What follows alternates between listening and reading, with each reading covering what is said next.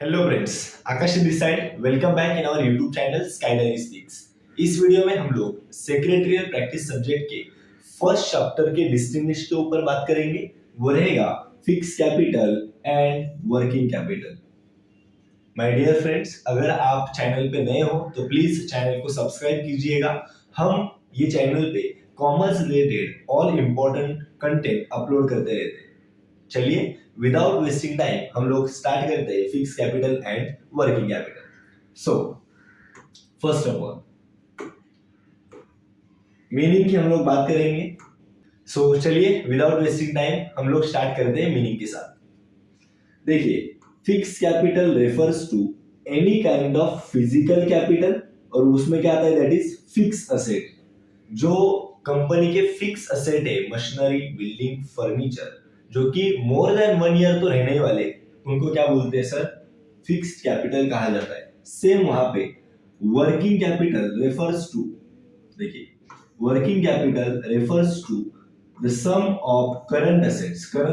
Current assets वो है sir जो बिजनेस में 1 ईयर और उससे कम पीरियड के लिए रहते हैं। सो जो फिक्स असेट है उनको फिक्स कैपिटल कहेंगे, जो करंट असेट्स है उनको वर्किंग कैपिटल कहा जाता है। ओके, चलिए let's move on the next point.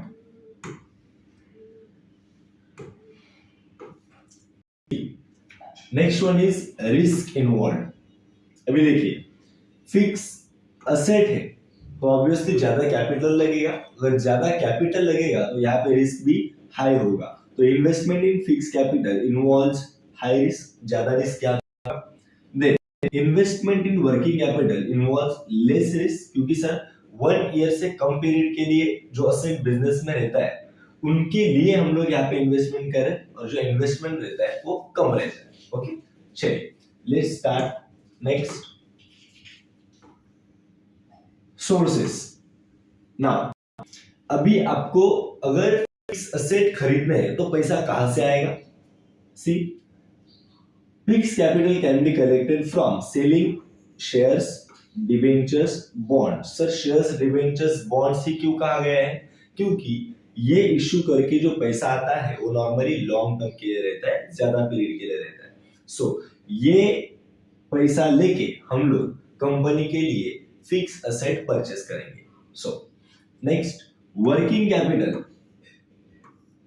Can be collected from short term loans, public deposit and trade credit. उधार भी ले सकते हैं हम लोग।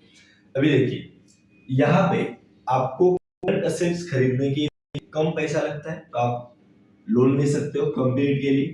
पब्लिक डिपॉजिट का पैसा आपको पता है 6 मंथ्स टू 36 मंथ्स के लिए इसका पीरियड होता है। ट्रेड क्रेडिट आप उधार भी पैसा ले सकते हैं।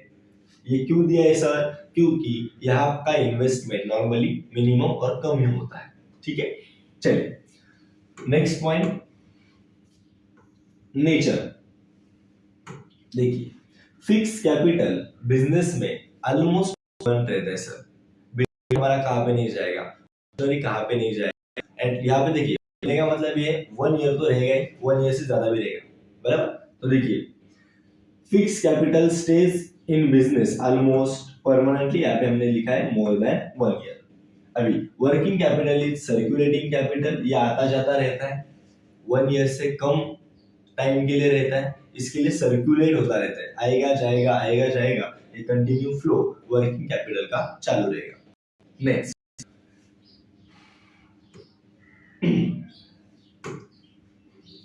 Next point is purpose. देखिए, आप फिक्स कैपिटल अभी शेयर्स, डिबेंचर्स बेचे तो पैसा आप क्या करने वाले हो।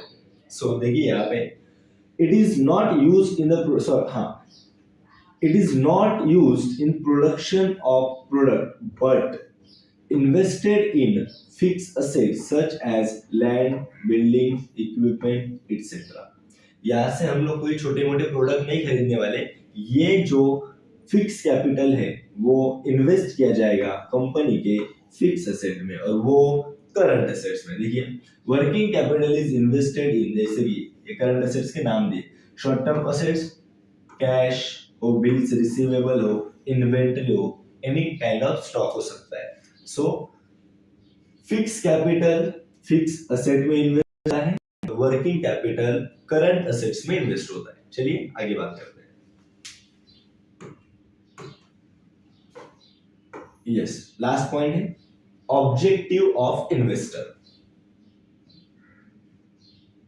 यस, अभी यहां पे फिक्स असेट में, फिक्स कैपिटल में इन्वेस्टर क्यों इन्वेस्ट करेगा, और करंट असेट्स में या फिर वर्किंग कैपिटल में इन्वेस्टर क्यों इन्वेस्ट करेगा।